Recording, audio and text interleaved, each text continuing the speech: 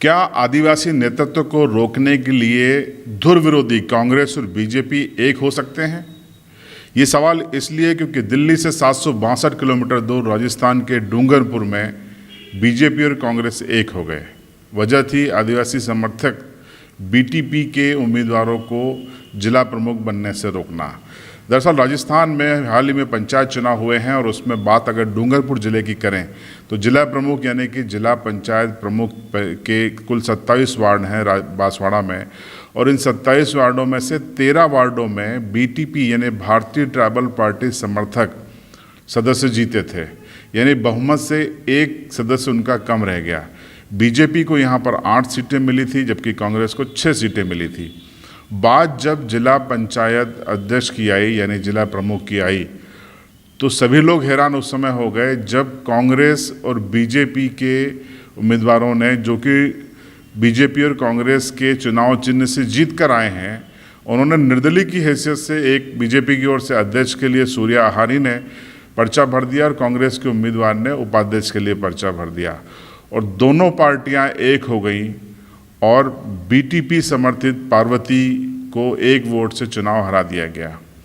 यहाँ पर सवाल ये खड़ा होता है कि क्या दोनों पार्टियाँ बीटीपी के फैलाव से डर गई हैं?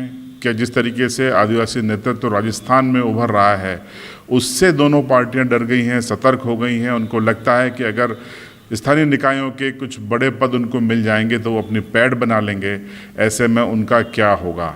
इसीलिए बीटीपी को रोकने के लिए, आदिवासी नेतृत्व को रोकने के लिए बीजेपी और कांग्रेस ने हाथ मिला लिया और निर्दलीय बन के चुनाव लड़ के बीटीपी को हरा दिया गया। बात बेहद छोटी है लेकिन संदेश बड़ा है।